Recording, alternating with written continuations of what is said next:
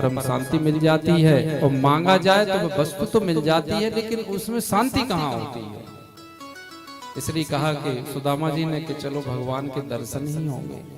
वे राजी हो गए सुदामा जी। कहा कि सुशीला ठीक है, मैं चला जाऊंगा। तो जाने के लिए तैयार होते हैं। तब सुशीला ही कहती हैं कि देखो स्वामी जी कहीं जाया जाता है, अपने मित्र के पास जाओ, गुरुदेव के पास जाओ, मंदिर में जाओ, भागवत कथा में जाओ, कहीं भी जाओ, खाली हाथ नहीं जाना चाहिए। यह भी नियम बताया। तो खाली हाथ क्यों नहीं जाना चाहिए? कि खाली हाथ तो हम घूमते ही रहते हैं सभी जगह। इसलिए यदि भगवान के पास जाएं, भगवान की कथा में जाएं, तो कुछ न कुछ लेकर ही जाएं। उससे क्या है कि वहां जाकर के जब छोड़ेंगे, तो छोड़ने से, अपने हाथ से छोड़ने से अपने अंदर एक शक्ति का प्रादुर्भाव होता है। लेकिन इसका ज्ञान सब कोई को नहीं होता है। ये शास्त्रों में वर्णित है। जो लोग अनुभव कर लेते हैं, या जो संतों की बात को मान करके और ऐसा कार्य करते हैं, फिर अनुभव करते हैं। सुशीला जी ने कहा, तो कहा कि पत्रम पुष्पम फलम तोयम यो मे भक्तया प्रच्छति। कहीं भी जाओ तो कुछ नहीं तो पत्रम, पत्तियां तोड़ लो, कुछ वृक्ष से पत्तियां ही लेते जाओ, पत्ते ही लेते जाओ। बताओ, पत्रम पुष्पम, फूल लेकर के जाओ, फूल ले जाओ। इसीलिए तो ये फूल लाए जाते हैं। फूलों को अपने हाथ से छोड़ो। फलम, कोई फल को वहां छोड़ो। अब यह बात कही गई कि फल को छोड़ो, तो इसे दीक्षा में हम और आपने समझ लिया कि फल छोड़ा जाता है, खाया नहीं जाता है। यह छोड़ने वाली बात नहीं आई है। बात आई है कि अपने हाथ से कुछ छोड़ो, उसे त्याग दो। फलम, फल को छोड़ो, फल को ले जाओ। तोयम, कुछ नहीं तो जल को छोड़ो, जल ही छोड़ा जाए, और उसमें तो कुछ लगता नहीं है। ये बातें सभी पंडित लोग बताते हैं, भागवत कथाओं में बताई जाती है। लेकिन करने पे आओ, करता हुआ कोई दो चार व्यक्ति ही दिखाई पड़ते हैं। सुनना कहना एक अलग बात है, लेकिन उसको करना एक अलग बात है। यदि शास्त्र की इन वचनों को जो मान लेता है और शास्त्र के सम्मत जो कर्म करता है, वो व्यक्ति जीवन में बड़ा आनंदित रहता है, खुशहाल रहता है। वह अलग ही उसका चित्त प्रसन्न दिखाई देता है। और जो अपने मन के अनुसार चलता है, वह प्रसन्न चित्त नहीं होगा, वह कहीं ना कहीं दुखी बना ही रहेगा। इसलिए छोड़ने की आदत डालना चाहिए। सुशीला जी ने कहा पत्रम पुष्पम फलम तोयम। सुखदेव जी कहते हैं परीक्षित को, परीक्षित कुछ भी ले जाओ, हाथ में रख करके ले जाओ, लेकिन खाली हाथ नहीं जाओ। यदि नित्य प्रति छोड़ा जाए तो फिर कहना ही क्या है। नित्य कोई ऐसी आदत बना ले कि एक लोटा जल भर करके सूर्य भगवान पर छोड़ना है, अर्घ देना है, तो निश्चित आप मानिए कि उस व्यक्ति में जो आत्मशक्ति होती है उसका प्रादुर्भाव होगा, और शारीरिक रोग दोष भी उसके क्षीण होते हैं। ये तो बात सभी बालक बालिकाओं को इस धर्मपुराई कथा से मान ही लेना चाहिए, कि केवल बातें करने से कहने से प्रभाव नहीं। एक लोटा जल भरकर स्नान करने के बाद सूर्य भगवान को चढ़ाओ, छोड़ो जल। तो जैसे धीरे धीरे धीरे धीरे धीरे धीरे जल छूटेगा, और उस जल के पीछे से सूर्य भगवान की जो किरणें जल को पार करके आपके शरीर पर पड़ेंगी, तो उन किरणों में इतनी शक्ति होती है कि आपके अंदर की रोग प्रतिरोधक क्षमता बढ़ेगी और छोड़ने से आपकी शक्ति बढ़ेगी, आत्मशक्ति बढ़ेगी।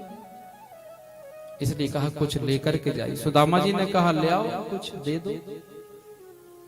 देखा तो घर में इतना भी कुछ नहीं था कि कुछ सुदामा जी लेकर के जाए।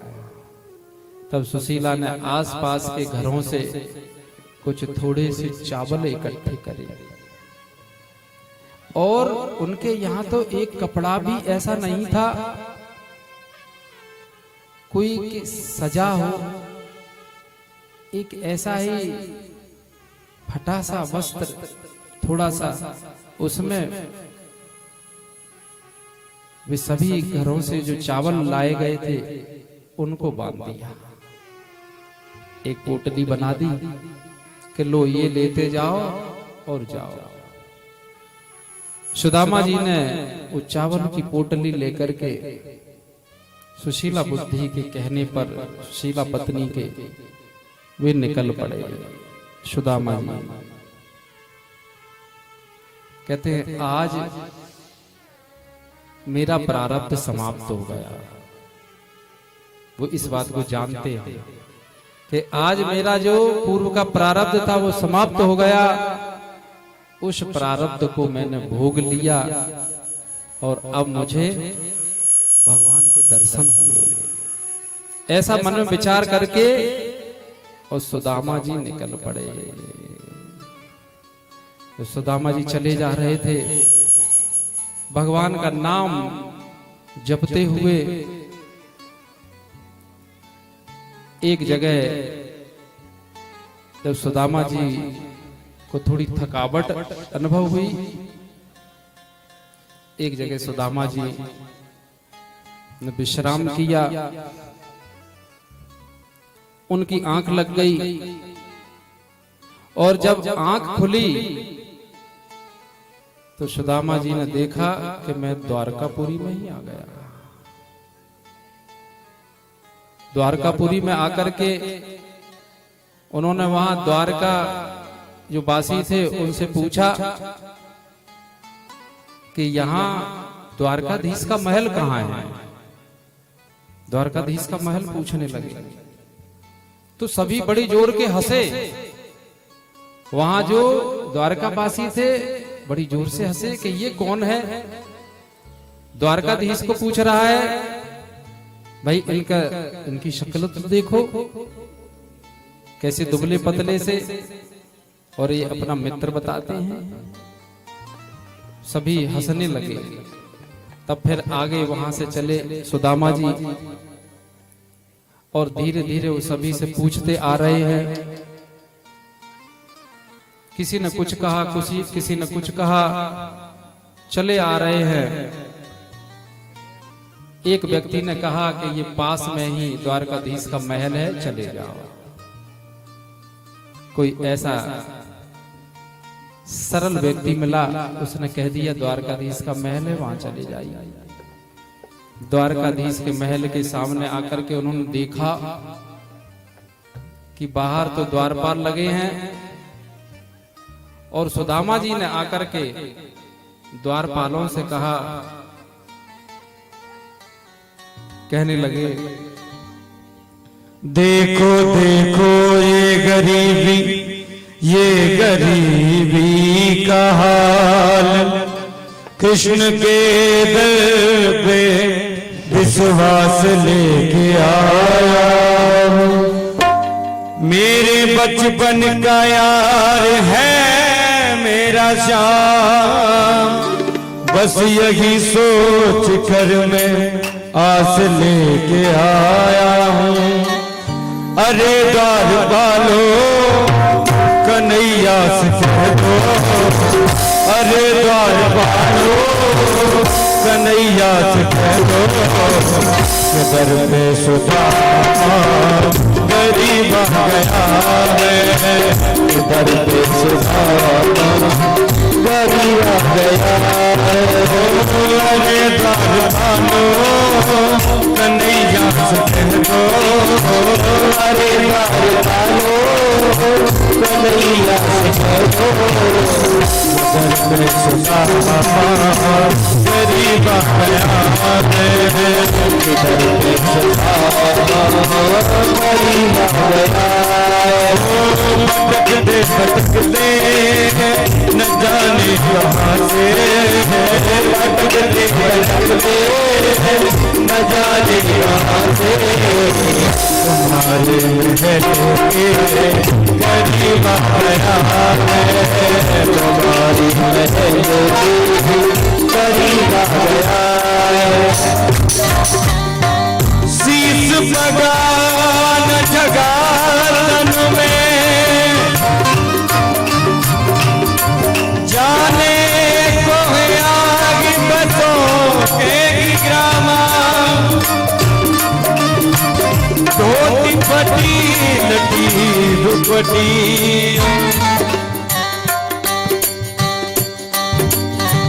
पाए उबान की नहीं सामा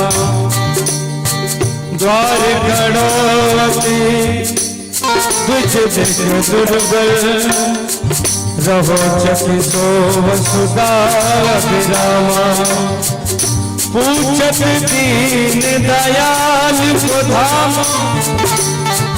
बतावत आपन नाम सुनाम न सर पे है पगड़ी न तन पे है नामा न तन पे है सगड़ी न तन पे है नामा बता दो कन्हैया को नाम है सुदामा बता दो कन्हैया को नाम है सुदामा बता दो कन्हैया को नाम है सुदामा बता दो कन्हैया को नाम है सुदामा एक बार जाकर मोहन से कह दो एक बार जाकर मोहन से कह दो मिलने सका नदीमा गया है मिलने सका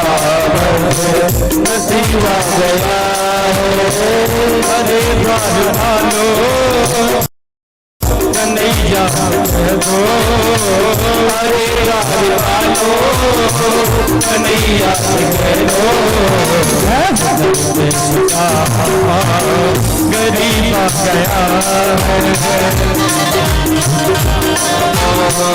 गरीब गया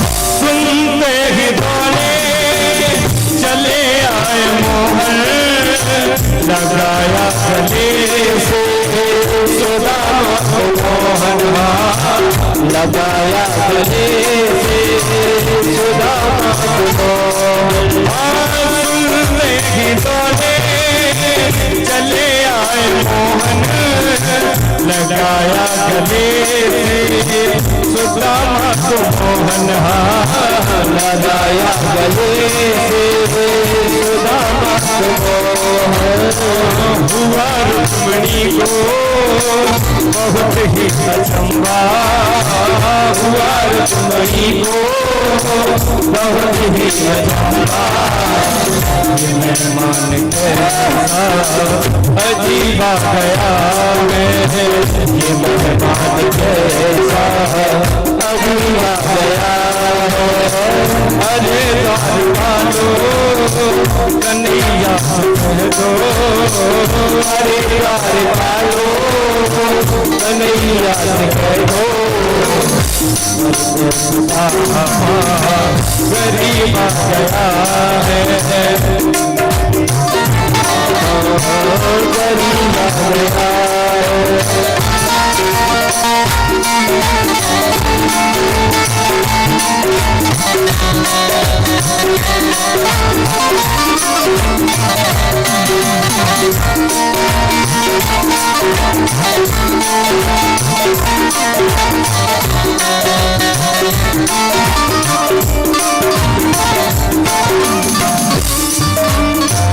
देख सुदामा की दीन दशा, करुणा करके करुणा निधि रोए। पानी परात को हाथ छुओ, नैनन के जल सो पगरो। बराबर में अपने सुदामा बिठाए, चरण आंसुओं से सामने उठाए। चरण आंसुओं से सामने बुलाया, चरण आंसुओं से प्रभु ने बुलाए। चरण आंसुओं से प्रभु ने बुलाया। घबराओ प्यारे जरा तुम सुदामा, न घबराओ प्यारे जरा तुम सुदामा। खुशी का समा तेरे करीब आ गया है,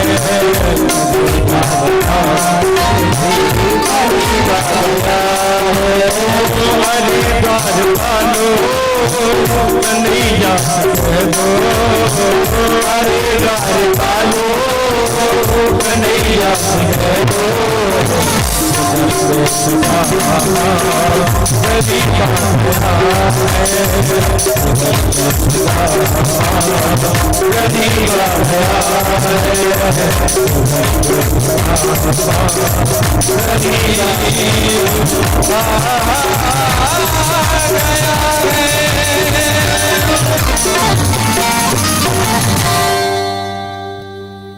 बोलिए कृष्ण कन्हैया लाल की जय हो, सच्चिदानंद भगवान की जय हो, बोलो सुदामा जी महाराज की। इस प्रकार से भगवान ऐसे दौड़े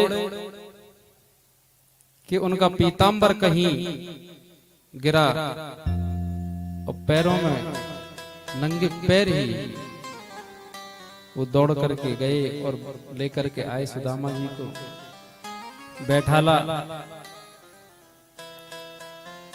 जैसा कि भजन में हमने आपने सुना कि आंसुओं से उनके पैर धुलाए, अर्थात बड़ी ही उनको प्रसन्नता हुई कि मेरा मित्र सुदामा आया है। जब प्रेम होता है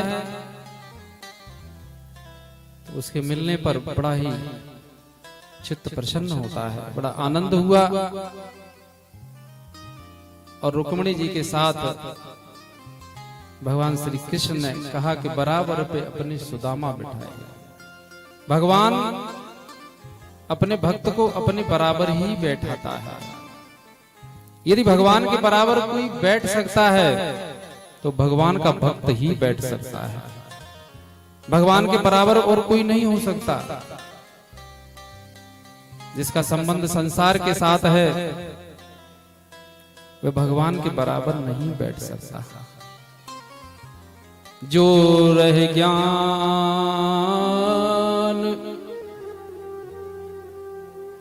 अखंड एक रस,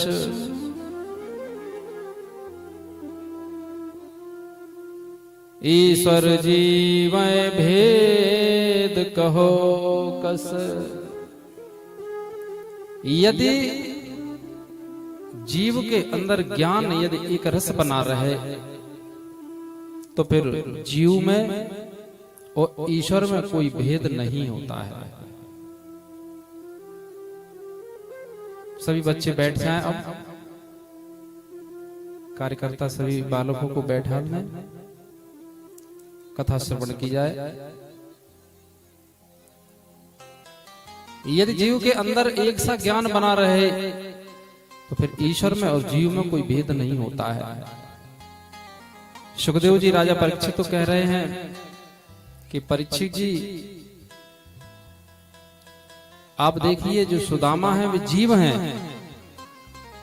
और श्री कृष्ण ब्रह्म है। जब जीव कहते हैं उनके देह पर कोई वस्त्र नहीं, सुदामा जी के उनके वस्त्र भी फटे हैं, गरीबी हालत है। जब जीव गरीब हो जाए, जब जीव गरीब हो जाए, दीनहीन हो जाए, होने का अर्थ है वह अपने को दीनहीन जाने। मोसम दीन न दीन हित तुम समान रघुबीर। इस प्रकार से यदि जीव अपने को दीन कहे तो भगवान दीन बंधु है। बंदौ सीता राम पद जिनय परम प्रिय खिन्न। गरीबों का कौन है? गरीबों के भगवान। इसलिए जो दीनहीन अपने को जानता है, यदि कोई ये जानता रहे कि मैं कुछ हूं, मैं कुछ हूं, मैं कुछ हूं, तब तक भगवान अपने बराबर नहीं बैठा सकते। भगवान श्री कृष्ण ने अपनी रुक्मिणी जी के संग ही और उसी पद पर सुदामा जी को बैठा लिया है और कहते हैं रुक्मिणी जी से कि आप आशीर्वाद ले लो। रुक्मिणी जी तो बड़ी आश्चर्यचकित है कि ऐसा कौन आया है ये आज कि द्वारकाधीश को तो सभी नमन करते हैं, हमारे द्वारकाधीश को सभी लोग नमन करते हैं, ऐसा कौन सा ये व्यक्ति आया है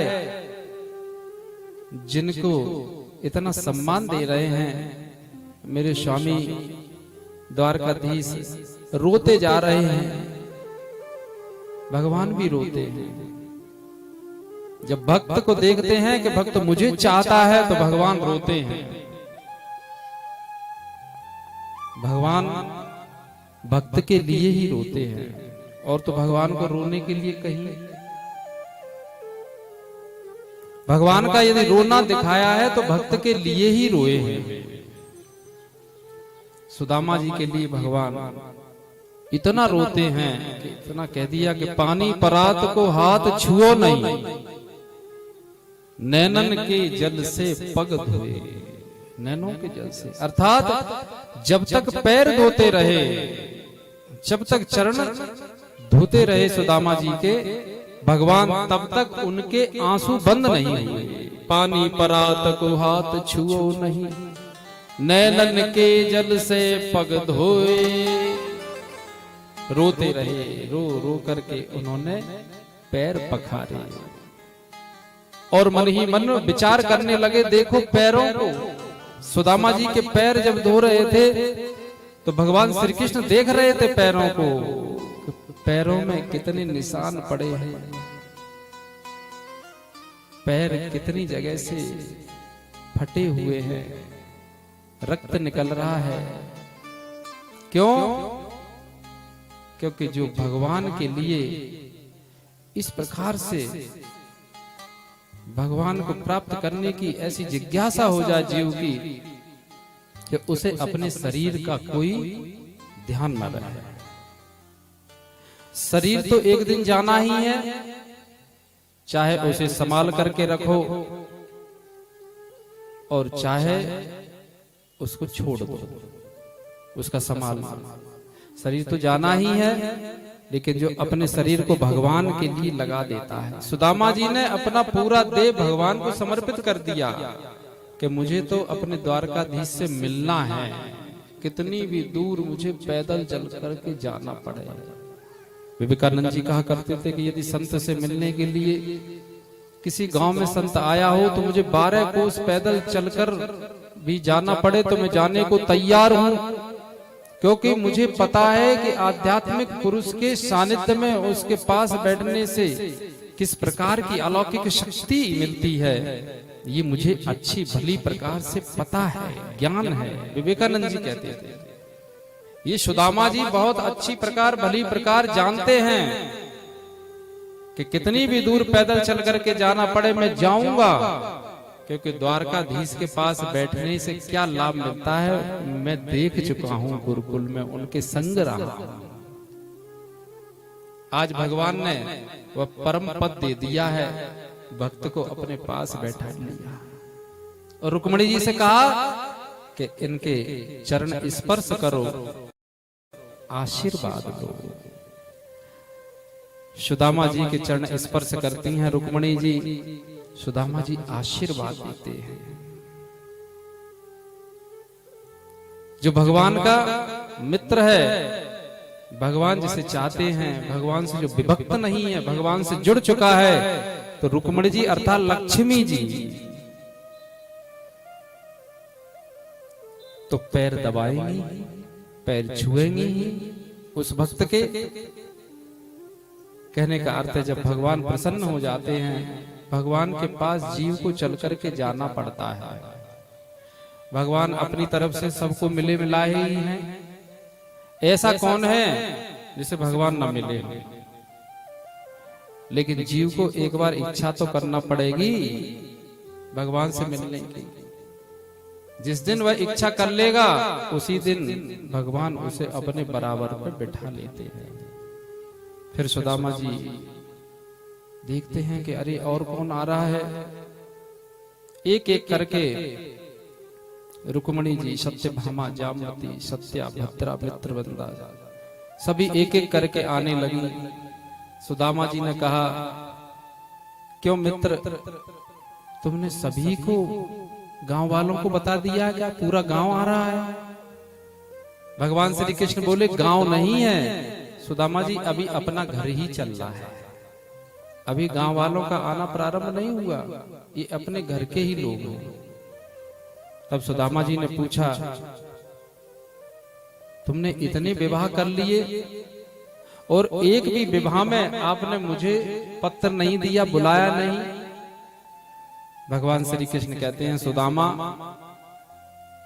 ये सभी विवाह मेरे बहुत ही जल्दी के थे, इनमें कोई पहले से सोच विचार नहीं था, इसलिए आपको क्या किसी को भी नहीं बुला पाया मैं। इसलिए सुदामा जी का बड़ा सम्मान किया भगवान ने। रात्रि काल में सुदामा जी से भगवान का वार्तालाप चला है। अब भगवान ये देख रहे हैं कि वार्तालाप में, बातचीत में कभी भी सुदामा ने एक भी बार ये बात नहीं रखी कि मुझे कुछ चाहिए। कोई भी कामना अपनी भगवान के समक्ष प्रकट नहीं की है। जाहे न चाहिए कबहु कछु, तुम सन सहज स्नेह, बसो निरंतरता सुमन सोरा और निज गेह। जो कामना रहित हो जाता है व्यक्ति, तो ये जान लेना चाहिए कि उसके हृदय में हमेशा ही शांति और आनंद बना रहता है। कामना रहित व्यक्ति के अंदर लगता ऐसा है कि कामना करेंगे, कामना की पूर्ति होगी तब सुख मिलेगा, लेकिन इसका आध्यात्मिक पक्ष यह है कि कामना की पूर्ति में सुख नहीं है, निष्काम होने में सुख है। सुख किसमें है ये देखना पड़ेगा। कामना की पूर्ति में सुख नहीं है, कामना की पूर्ति के बाद दुख होता है, ये देखना चाहिए। सुख तो है जो निष्काम हो जाता है, उसे सुख ही सुख है, सुख ही सुख है, क्योंकि वो अपने स्वरूप के सुख में प्रतिष्ठित हो जाता है। बातचीत चली, सुबह हुई,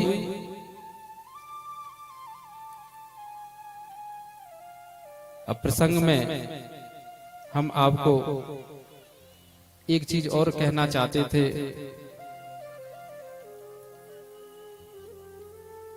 जब उनकी रात्रि काल की बातचीत हुई, उससे पहले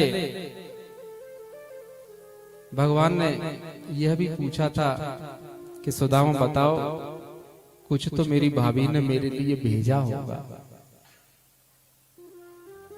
तो सुदामा जी ने कहा, नहीं नहीं, आपके लिए कुछ नहीं भेजा। अब वो छुपा रहे हैं। वो सोचते द्वारकाधीश को हम क्या देंगे, क्या भेंट करेंगे। जब उन्होंने देखा कि अरे पीछे कुछ छिपाए हुए हो, देखा तो एक पोटली मिल गई।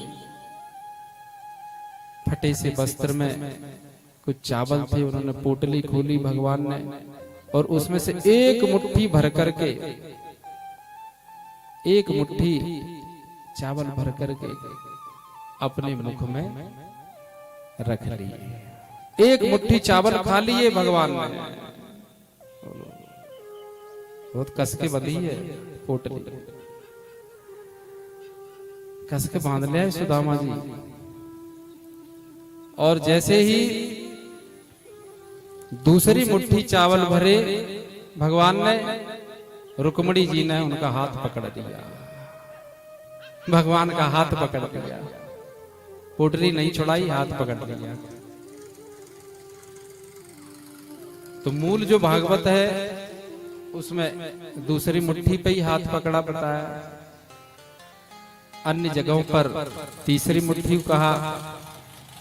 तो दूसरी मुट्ठी पकड़ ली। रुक्मणी जी ने कहा कि एक मुट्ठी चावल खाए, इसमें तो आपने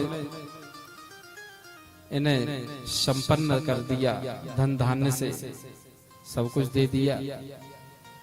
अब क्या दूसरी मुट्ठी में हमें भी दे दोगे? ये दूसरी मुट्ठी कहीं आपने खा ली, फिर तो हमें भी इनके ही पास रहना पड़ेगा। हम तो आपके पास रहेंगे, इसलिए हम दूसरी मुट्ठी नहीं आपको खाने देंगे। एक तो ये भाव है।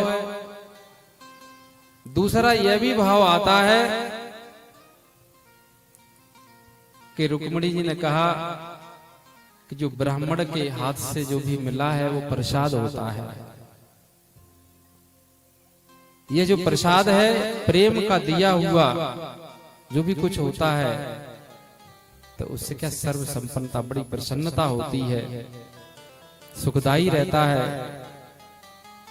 तो उन्होंने कहा ये प्रसाद है जो ब्राह्मण के हाथ का, ये आप अकेले अकेले खा लेंगे क्या पूरा? तो कम से कम बचा रहने दो, इसमें हम सभी बहनें आपस में बांट लेंगे, प्रसाद थोड़ा थोड़ा हम लोग भी ले लेंगे। और प्रसाद का यह होना भी चाहिए कि प्रसाद एक ही व्यक्ति को पूरा नहीं खा लेना चाहिए। कहीं भी प्रसाद मिले तो थोड़ा थोड़ा उसमें से भी और लोगों को भी दे देना चाहिए। यह भी भाव है। प्रसाद तो थोड़ा ही होता है। इस प्रकार से रुक्मणी जी ने भी प्रसाद ग्रहण किया है, और भी जितनी रानियां थीं सभी ने वह प्रसाद लिया है। फिर रात्रि में उनकी बातचीत हुई। बातचीत में भी सुदामा जी ने कुछ नहीं कहा। सुबह सुदामा जी ने कहा अब चलना होगा मेरा। एक रात्रि विश्राम किया। भगवान ने यह नहीं कहा कि और रुक जाओ। अब भगवान ने यह क्यों नहीं कहा कि भाई और रुक जाओ, कि सुदामा जी का बड़ा सम्मान कर रहे हैं।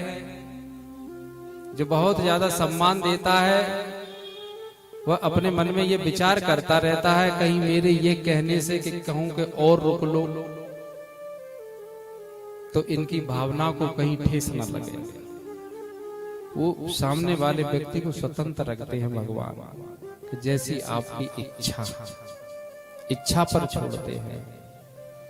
कहा ठीक है, और उनको आगे छोड़ने के लिए सुदामा जी के संग चल देते हैं भगवान श्री कृष्ण। रास्ते में वह विचार करते हैं भगवान कि कुछ कहें सुदामा, कुछ कहें सुदामा, लेकिन सुदामा जी ने तो कुछ नहीं कहा। भगवान ने कहा और तो सब ठीक है सुदामा, अब जा रहे हो और तो कोई बात नहीं है। सुदामा जी ने कहा नहीं नहीं, अब तो आपके दर्शन हो गए, सभी मिल गया। भगवान के दर्शन के बाद और क्या रह जाता है। सुदामा जी के मन में किंचित भी कोई कामना नहीं आई है। तब भगवान श्री कृष्ण उनको छोड़ करके फिर अपने महल को लौट आते हैं और सुदामा जी चले जाते हैं। जब सुदामा जी सुदामापुरी में पहुंचते हैं तो देखते हैं सुदामापुरी तो पूरी बदली हुई है।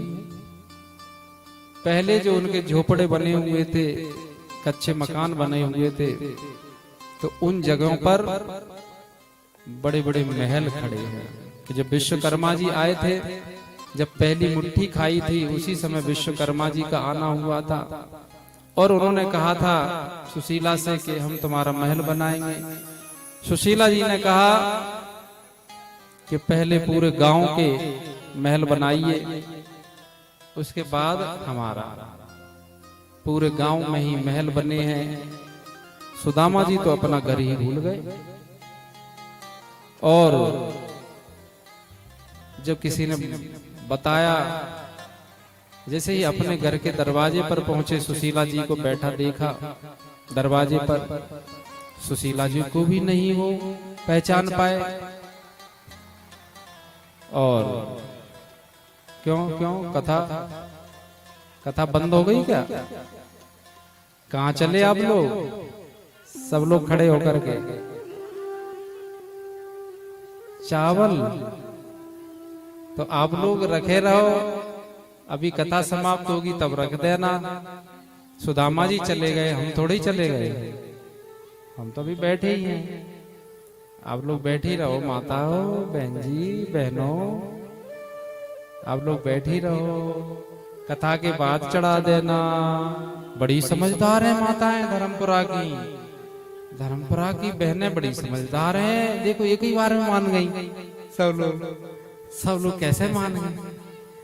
सब लोग बहुत समझदार है धर्मपुरा की माताएं बहनें। अब नहीं कोई चढ़ा रहा, देखो चावल अब कोई चढ़ाएगा भी नहीं, अब तो कथा होने के बाद ही चढ़ाना, ठीक है।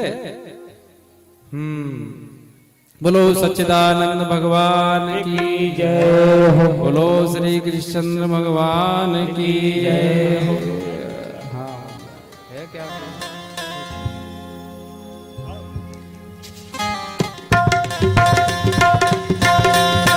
गोविंद मीरो है, गोपाल मीरो है, गोविंद मीरो है, गोपाल मीरो है, श्री बाके बिहारी नंदलाल मीरो है, श्री बाके बिहारी नंदलाल मीरो है, हाँ श्री बाके बिहारी नंदलाल मीरो है, श्री बाके बिहारी नंदलाल मीरो है, गोविंद मीरो है, गोपाल मीरो है, गोविंद मीरो है,